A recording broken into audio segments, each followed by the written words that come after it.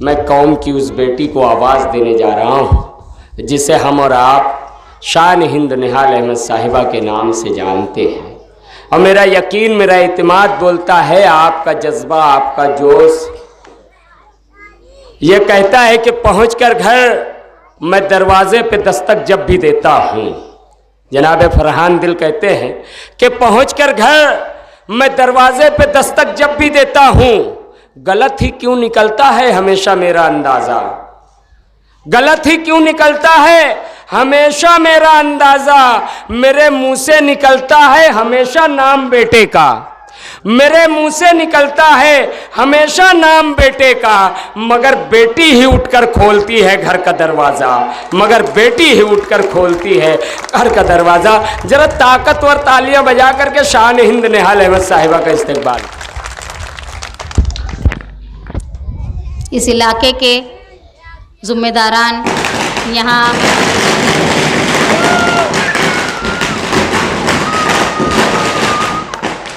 यहाँ मौजूद हमारे सरपरस्त हजरात, पार्टी के ज़िम्मेदारान और मेरी अज़ीज़ माएँ बहनें, आप तमाम साथी, मैं आप तमाम लोगों की शुक्रगुज़ार हूँ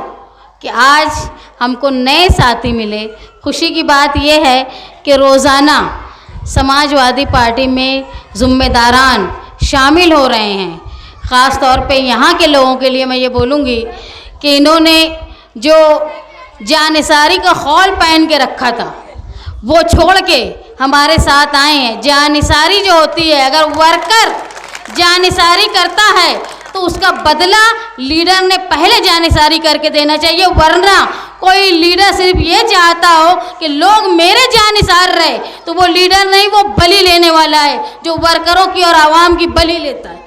हर तकलीफ़ का सामना पहले लीडर ने करना चाहिए। ये नहीं कि जब कोई हम आंदोलन चलाएं, कोई तहरीक चलाए और पुलिस आ गई तो पहले लीडर भाग गए, वर्कर को अपने हालात पे छोड़ दिया जाए। ये लीडर का सेवा नहीं होता। इसलिए मैं कहती हूँ जानिसारी करना,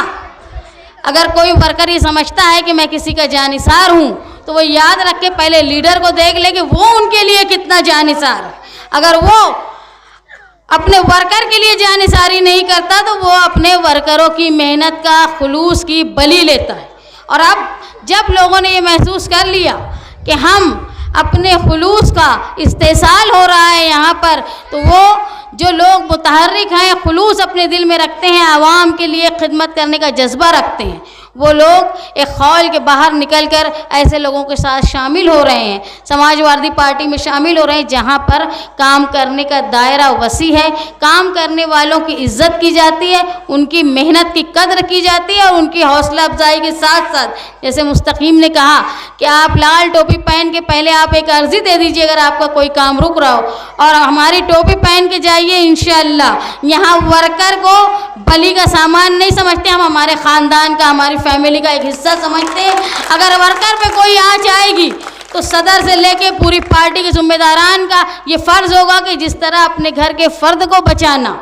और उसका तहफ़्फ़ुज़ करना, वैसे ही वर्कर का तहफ़्फ़ुज़ करना ये हमारे लिए अहम है। और ये तमाम चीज़ें हमने साथी निहाल अहमद साहब से सीखा है। निहाल साहब हमेशा कहा करते थे, मेरे वर्कर मेरे कान और मेरी आँख है, जो मैं देखता हूँ वो वर्कर मुझे दिखाते हैं, जो मैं सुनता हूँ ये मेरे वर्कर मुझे बोलते हैं। जिस तरह अपनी आँख और कान पे भरोसा करो उसी तरह अपने वर्कर पे भरोसा करो। अगर हमारे कान और आँख में चोट आ जाती तो हमको जितनी तकलीफ़ होती है उतनी ही तकलीफ़ हमारे वर्कर पे ज़र्ब आने पर होनी चाहिए। मैं ये मानती हूँ अगर कोई शख्स, कोई लीडर दूसरे के कामों को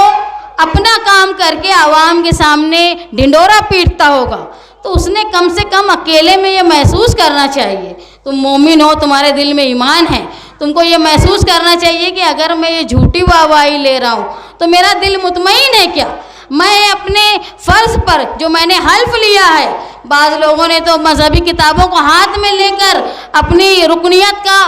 हल्फ लिया था, वो याद रखो कि रुकनियत का फ़र्ज़ तुमने कितना निभाया। और उस मजहबी किताब को, उस कुरान शरीफ को अगर तुमने हाथ में लिया था तो इतनी बड़ी कसम खाने के बाद, इतना बड़ा हल्फ लेने के बाद तुम किस तरह की नुमाइंदगी कर रहे हो? तुम अकेले में सोचो। अगर ये सोचने पर भी उस लीडर का दिल मुतमईन है तो समझ लो उनका दिल पूरी तरह ख़त्म हो चुका है, उनके अंदर हिस्स और एहसास ख़त्म हो चुका है। मैंने सुना था लोग बोलते हैं कि मोमिन एक ही सुराख से 2 बार डसा नहीं जाता। अब आवाम के ऊपर है कि वो एक चीज़ फैसला कर ले कि जब मालेगांव शहर में फ़िरका परस्तों की तरफ से कोई हमला होता है, चाहे वो 12 नवंबर का मामला हो, चाहे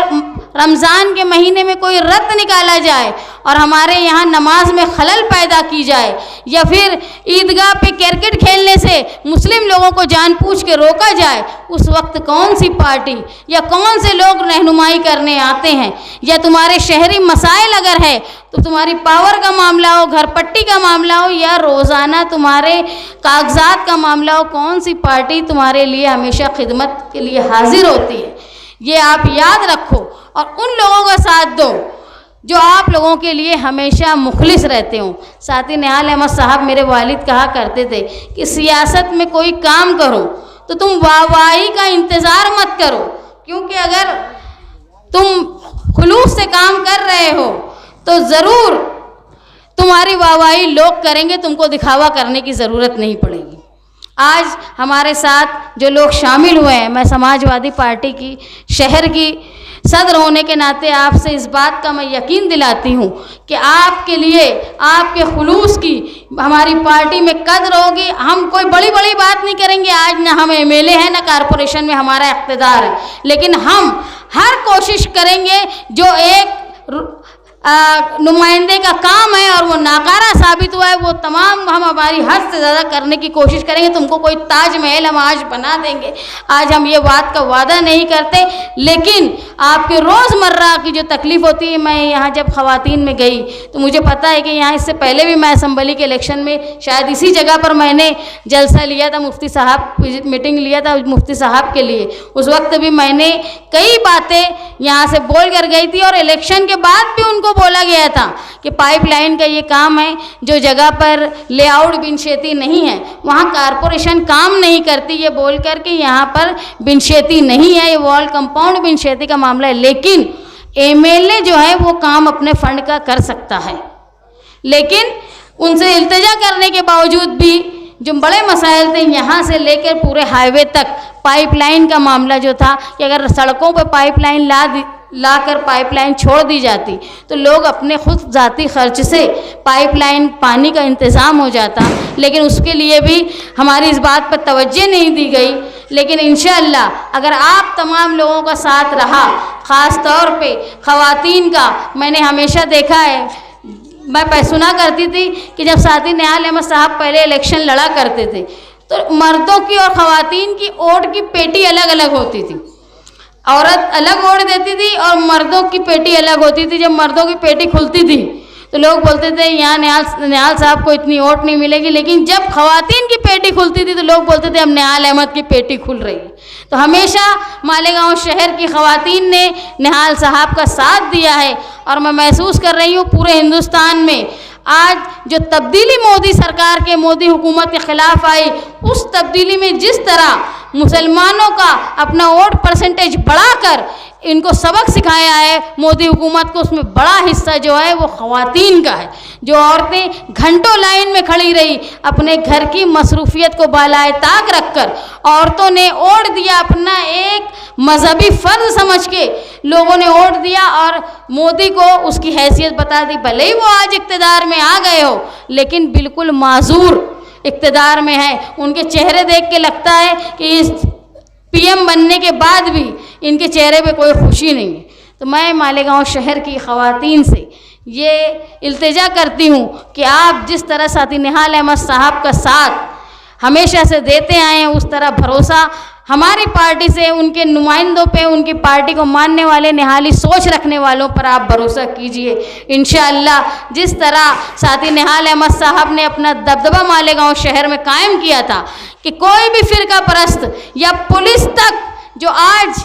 आप देखते होंगे 11 बजे के बाद पुलिस शहर के इलाकों में जाती है, होटलें बंद कराती है। निहाल साहब जो पार्टी ऑफिस में बैठा करते थे तो लोगों ने शिकायत की कि इस्लामपुरा में 11 बजे पुलिस वाले आकर बदतमीज़ी से बात करते हैं और हमारी होटलें बंद करते हैं, लोगों पर हाथ उठाते हैं। तो साथी निहाल अहमद साहब ने ऐलान किया था कि रात को 12 बजे साथी निहाल अहमद अंसार होटल पे जाकर चाय पिएगा। आज बता दो किस किस लीडर की ताकत है। और उस दिन के बाद से कोई पुलिस की हिम्मत नहीं हुई कि लोगों के रोजगार को रोक पाए। ये निहाली दबदबा, ये मालेगांव शहर का दबदबा वापस लाने का काम हम लोग आज समाजवादी पार्टी के साथ मिलकर कर रहे हैं। पहले हम लोग अकेले थे, लेकिन आज हमको अबू आसिम आज़मी साहब और अखिलेश यादव साहब का साथ है कि हम यहाँ से लेकर दिल्ली तक, दिल्ली से लेकर लखनऊ तक आप लोगों का साथ देने के लिए आज लीडरान मौजूद हैं। आप देखेंगे कि ऐवान में, पार्लियामेंट में जब आवाज़ उठती है, मैंने खुद तकरीर में देखा और उस पर चर्चा भी हुई कि अपोजिशन लीडर राहुल गांधी जब बोलते हैं, उन्होंने जब तकरीर की 1.5 घंटा, तो उनकी तकरीर पर ऑब्जेक्शन बहुत लिया गया। लेकिन जब अखिलेश यादव ने तकरीर की तो उनकी तकरीर पे ऑब्जेक्शन लेने की ताकत नहीं थी, क्योंकि उनके जुमले इतने ज़र्रीन होते हैं, बोलने का अंदाज़ इतना अच्छा हो कि चाह कर भी